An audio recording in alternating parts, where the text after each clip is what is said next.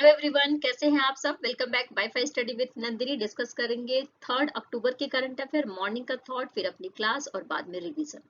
साथ में ही टेलीग्राम के लिंक पर जो भी कंटेंट पढ़ाया जाता है वो उपस्थित है, तो उसको आप पीडीएफ के फॉर्म में देख सकते हैं। इसके अलावा 2 अक्टूबर था तो न्यूज कम थी, बट जो भी थी उस कोशिश होती है कि उसको लेकर आया जाए। एशियन गेम्स के बारे में हम डिटेल में चर्चा करेंगे, क्योंकि एशियन गेम्स में अभी तक भारत ने 60 पदक जीते हैं। तो वो सारी लिस्टिंग करी गई है, किस खिलाड़ी ने किस इवेंट में कौन सा मेडल जीता है, वो सारी बात यहाँ पर बताई जाएगी। तो चलिए स्टार्ट करते हैं आज की अपनी क्लास को। सबसे पहले मॉर्निंग का थॉट। यकीन कीजिए ईश्वर के फैसले आपकी ख्वाहिशों से बेहतर होते हैं। जहां पर इंसान हार जाता है वहां पर ईश्वर की कृपा स्टार्ट होती है। कहते हैं कि कर्म करो और ईश्वर पर छोड़ दो। ईश्वर जो करेंगे सब आपके भविष्य के लिए, जो आपके लिए सही होगा वही करेंगे।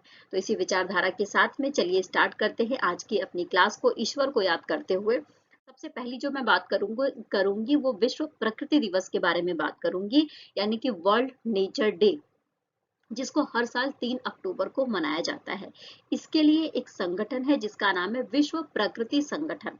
ओके, तो विश्व प्रकृति संगठन के द्वारा ये मनाया जाता है। इस बात को याद रख लेंगे, हर साल 3 अक्टूबर को मनाया जाता है। जैसा कि नाम से ही समझ में आ रहा है कि प्रकृति से संबंधित दिवस है, तो इसका मतलब यह है कि प्रकृति को किस तरीके से बचाकर रखा जाए, हमारे पारिस्थितिकी तंत्र में और प्रकृति में संतुलन कैसे बनाकर रखा जाए, मनुष्य और प्रकृति का जो संबंध है वो कैसे फ्रेंडली हो सके, इन सब बातों को ध्यान में रखते हुए ये डे मनाया जाता है। आइए बात करें विश्व पर्यावास दिवस, जिसको हम वर्ल्ड हैबिटेट डे कहते हैं। ठीक है, तो हैबिटेट डे मनाया जाता है हर साल। जो हमारा अक्टूबर का महीना होता है उसके पहले सप्ताह का जो पहला सोमवार होता है उस दिन मनाया जाता है। तो इस बार 2 अक्टूबर को फर्स्ट सोमवार आया है हमारा, तो इसलिए हमने 2 अक्टूबर को विश्व पर्यावास दिवस मनाया है। सबसे पहले 1986 में नैरोबी में इसको मनाया गया था। और साथ में मैं आपको बता दूं कि इसकी जो टैग लाइन है वो क्या है। तो टैग लाइन है आवास हमारा अधिकार है, आवास हमारा अधिकार। ओके, आइए नेक्स्ट बात करते हैं। इम्पोर्टेंट इसलिए क्योंकि भारत से जुड़ा हुआ है, तो निश्चित सी बात है कि हमारे जो स्टैटिक जीके के जो क्वेश्चन है या फिर हमारा जो करंट अफेयर की जो के क्वेश्चंस होते हैं उसमें आ सकता है। त्रिस्तरीय पंचायती राज व्यवस्था। तो त्रिस्तरीय पंचायती राज व्यवस्था के लिए जो दिन मनाया जाता है भारत में, वो कब मनाया जाता है, तो 2 अक्टूबर को मनाया जाता है। इसके पीछे का कारण भी समझेंगे, इसका फॉर्मेट भी समझेंगे, सब कुछ देखते हुए सबसे पहले जो मैं बात करूंगी वो बात करूंगी यहाँ पर बलवंत राय मेहता समिति के बारे में। देखो, बलवंत राय मेहता समिति बनाई गई थी 1957 में, और इस समिति के द्वारा ही जो ये त्रिस्तरीय पंचायती राज व्यवस्था है इसका स्ट्रक्चर तैयार किया गया था। ठीक है, और जब ये स्ट्रक्चर तैयार कर दिया गया तो उसके बाद उस समय हमारे देश के प्रधानमंत्री थे पंडित जवाहरलाल नेहरू जी। तो पंडित जवाहरलाल नेहरू जी के द्वारा ही राजस्थान में, जो राजस्थान का नागौर डिस्ट्रिक्ट है, वहां पर 2 अक्टूबर को 1959 में जो ये त्रिस्तरीय पंचायती राज व्यवस्था है इसको लागू कर दिया गया था। तो इसीलिए हर साल 2 अक्टूबर को त्रिस्तरीय पंचायती राज व्यवस्था का जो दिन है वो मनाया जाता है। इसके फॉर्मेट को आओ समझे। तो देखो, 3 स्तर होंगे, त्रिस्तरीय व्यवस्था है तो सबसे निचले स्तर पर ग्राम के आधार पर होगा ग्राम पंचायत, फिर ब्लॉक लेवल पर होगा पंचायत समिति, और जिला परिषद जो डिस्ट्रिक्ट लेवल है उसके आधार पर होगा जिला परिषद। तो ये त्रिस्तरीय व्यवस्था हम समझ चुके हैं। तो आइए देखिए, हमारा जब मूल संविधान बन गया था उसके बाद भी बहुत सारे ऐसे संशोधन थे जो किए गए, और वो जो अमेंडमेंट किए गए थे उसको अलग अलग भाग में जोड़ा गया था। तो हमारा जो त्रिस्तरीय पंचायती राज व्यवस्था है ये भी संविधान में संशोधन करके, संशोधन याद रखेंगे 73rd नंबर का और 74th नंबर का संशोधन किया गया। और इस संशोधन के माध्यम से 1992 में संविधान के भाग 9 में और 9A में आपको जो हमारा जो त्रिस्तरीय पंचायती राज व्यवस्था है उसके बारे में सारी जानकारी मिल जाएगी। सबसे पहले भाग 9 के बारे में बात करेंगे। तो भाग 9 के जो आर्टिकल नंबर 243 है और 243O है, 243 से लेकर 243O तक आपको पंचायत के बारे में जानकारी मिलेगी। यहाँ पर 243P से लेकर 243ZG तक आपको नगर पालिकाओं से संबंधित जानकारी मिलेगी। संविधान में 73rd नंबर के संशोधन के द्वारा 11वीं अनुसूची जोड़ी गई और इस 11वीं अनुसूची में आप देखेंगे 29 विषय जोड़े गए थे। इसके बाद 12वीं अनुसूची थी, उसमें कुल 18 विषय जोड़े गए थे जब 74th नंबर का अमेंडमेंट हुआ था। तो क्लियर। संविधान के अनुच्छेद 40 में आपको पंचायतों की स्थापना से संबंधित चीजें देखने को मिल जाएंगी, जो आर्टिकल नंबर 40 है। क्लियर हो गया यहाँ पर। तो नगर पालिका, पंचायत, ग्राम पंचायत के बारे में बात कर लिया और हमारा जो 73rd नंबर का संविधान संशोधन हुआ था उसके तहत 11वीं अनुसूची जोड़ी गई जिसमें 29 विषय थे और उसके बाद हमारा जो 74th नंबर का संवैधानिक संशोधन अधिनियम था उसके तहत 12वीं अनुसूची जोड़ी गई और उसमें 18 विषय थे। इस बात को ध्यान रखिए। आइए नेक्स्ट बात कर लेते हैं दिल्ली के बारे में। मौसम अब आ गया है जब दिल्ली में वायु प्रदूषण का स्तर काफी ज्यादा बढ़ जाता है, तो गवर्नमेंट भी कोई ना कोई स्कीम लेकर लॉन्च करती है, लेकिन इस स्कीम का कोई फायदा होता नहीं है आम जनता को, क्योंकि जो पॉल्यूशन है उसके लिए जो भी कार्यक्रम चलाए जाने चाहिए, जो भी पॉलिसी बननी चाहिए वो बहुत पहले से बन जानी चाहिए और उस पर काम भी होना चाहिए। तो यहाँ पे गवर्नमेंट के द्वारा कुछ अनाउंसमेंट करा गया है जिसके बारे में जानकारी ले लेते हैं। तो राज्य के द्वारा दिल्ली के द्वारा जो वायु प्रदूषण से निपटने के लिए 15 सूत्रीय शीतकालीन कार्य योजना पेश किया गया है। अब एक नवंबर में हम सबको अच्छे से पता है कि नवंबर का जो महीना होता है उसमें पॉल्यूशन का स्तर बहुत ज्यादा बढ़ जाता है। तो क्वेश्चन ये पूछा जा रहा है कि किस स्टेट का है, तो दिल्ली का है। जैसा कि आप देख रहे हैं अरविंद केजरीवाल जी को, जो यहाँ के मुख्यमंत्री हैं। शीतकालीन कार्य योजना 15 सूत्रीय यहाँ पर पेश किया गया है। इसके तहत स्पेशली अगर मैं बात करूं तो जैसा कि कहा जाता है कि हरियाणा और पंजाब में पराली जलाई जाती है, तो पराली की वजह से जो पॉल्यूशन होता है वो जो धुआं होता है वो बहुत ज्यादा हमारे एटमॉस्फेयर में फैल जाता है और उससे दिल्ली की जनता काफी ज्यादा प्रभावित हो जाती है, क्योंकि दिल्ली में तो पहले से ही वायु प्रदूषण का जो स्तर है वो काफी ज्यादा बढ़ा होता है, क्योंकि यहाँ पे कंस्ट्रक्शंस बहुत ज्यादा होते हैं और लोगों की पॉपुलेशन बहुत ज्यादा है, घनी घनी बस्तियां हैं, गाड़ियां बहुत ज्यादा हैं। तो इन सब बातों को ध्यान में रखते हुए अरविंद केजरीवाल जी के द्वारा ये बोला गया है कि पंजाब में जो खेती कराई जाएगी वो विविध प्रकार की खेती कराई जाएगी। मेरे को तो समझ में ये नहीं आ रहा है कि अभी भाई नवंबर में पॉल्यूशन बढ़ेगा और आप खेती अभी से करा के क्या कर लेंगे। तो इन्होंने कहा कि अलग अलग किस्मों की खेती कराई जाएगी।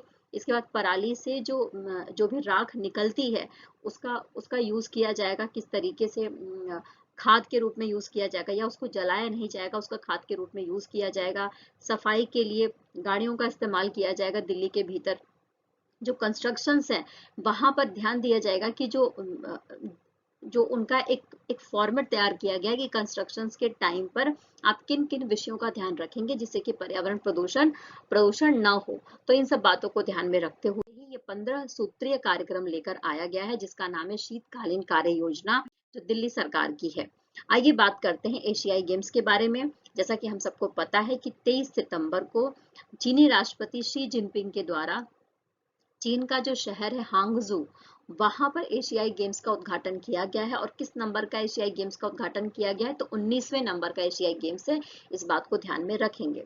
ये 23 सितंबर से लेकर 8 अक्टूबर तक चलने वाला है और हांगझू के जो स्पोर्ट्स सेंटर स्टेडियम है जिसको बिग लोटस भी कहा जाता है, वहां पर ये गेम्स हो रहे हैं। कुल एशिया के 45 देश इसमें शामिल हुए हैं। 45 देशों के 12,500 एथलीट, 40 खेल और जो 61 विषय हैं इसके साथ में शामिल हुए हैं। इस बात को ध्यान रख लेंगे। भारत ने इन खेलों के लिए 665 सदस्यों की जो टीम है उसको उतारी है। भारत की तरफ से जो भारत का फ्लैग है वो हमारे देश के हॉकी टीम की जो कप्तान है हरमनप्रीत सिंह, और मुक्केबाजी में महिला ओलंपिक कांस्य पदक जीता था जिनका नाम है लवलीना बोरगोहेन, उन्होंने भारतीय फ्लैग को लेकर भारतीय टीम की अगुवाई करी है। इस बात को ध्यान में रख लेंगे। तो यहाँ से बहुत सारा क्वेश्चन बन जाएगा। देखो ये अगर मैं क्वेश्चन के फॉर्मेट में बात करूँ ना तो 20 क्वेश्चन सिर्फ इस एक स्लाइड से बन जाएगी, लेकिन मेरी कोशिश है कि क्वेश्चन के फॉर्मेट में टाइम पास ना करके मैं सारी डिटेलिंग आपको दे दूं अच्छे से। तो देखो डेट याद रख लेना, कौन से नंबर का है, कब समाप्त होगा, किसने उद्घाटन किया, भारत की तरफ से कितने सदस्यों की टीम गई थी और भारत की तरफ से इसका प्रतिनिधित्व किसने किया था, इन बातों को।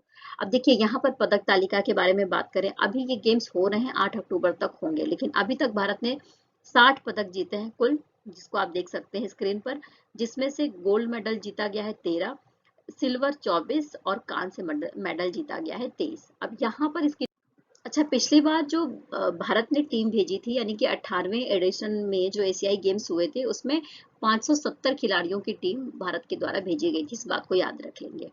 कौन कौन सा इवेंट है, किस इवेंट में किस खिलाड़ी ने कौन सा मेडल जीता है, वो सारी डिटेलिंग यहाँ पर दी गई है। तो इसको हम थोड़ा थोड़ा देखते जाएंगे और आगे बढ़ते जाएंगे। तो देखो, महिला क्रिकेट में गोल्ड मेडल जीता भारत ने। नाविक नेहा ठक्कर के जो ठाकुर हैं, उनके द्वारा सिल्वर मेडल जीता गया। नाविक इबाद अली हैं, इनके द्वारा ब्रॉन्ज मेडल जीता गया है। घुड़सवारी में, जैसा कि आप सबको पता ही है कि घुड़सवारी में 41 साल के बाद भारत ने गोल्ड मेडल जीता है, जिसके बारे में हम पढ़ते ही रहते हैं और हमने पढ़ा भी था। इस्फित माननी और आशी के द्वारा गोल्ड मेडल जीता गया था, हमने बात पढ़ी थी। इसके अलावा 50 मीटर 3 पोजीशन राइफल व्यक्तिगत में आशीष चौकसे ने ब्रॉन्ज मेडल जीता है। भारतीय पुरुष skit shooting team Angad Gurjot और अनंत के द्वारा क्या जीता गया था, ब्रॉन्ज मेडल जीता गया है। तो ये सारी डिटेलिंग है, आप अपने नोट्स भी बना सकते हैं और पढ़ भी सकते हैं। स्फित कौर के द्वारा, जैसा कि हमने पढ़ा था कि 50 मीटर 3 पोजीशन राइफल में व्यक्तिगत रूप से गोल्ड मेडल जीता गया था। नौकायन में जो हमारे विष्णु सरवनन हैं, उनके द्वारा ब्रॉन्ज मेडल जीता गया।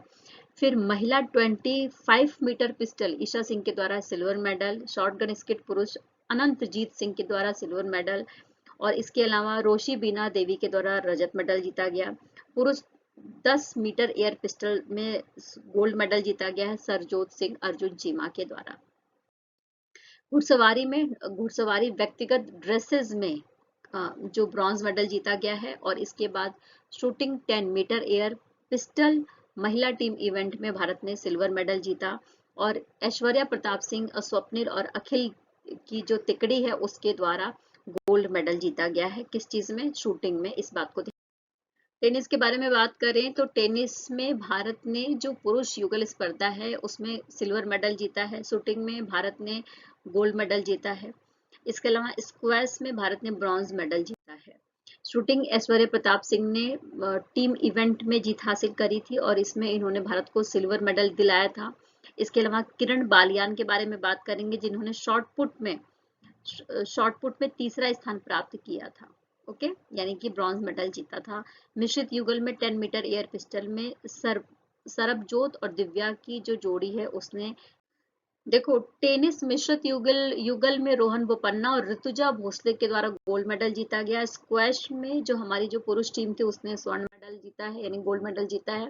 और एथलेटिक्स 10,000 मीटर रेस में सिल्वर मेडल और ब्रॉन्ज मेडल। अदिति ने गोल्फ में सिल्वर मेडल जीता। और महिला ट्रैप टीम ने हमारे देश की शूटिंग में क्या जीता है, तो सिल्वर मेडल।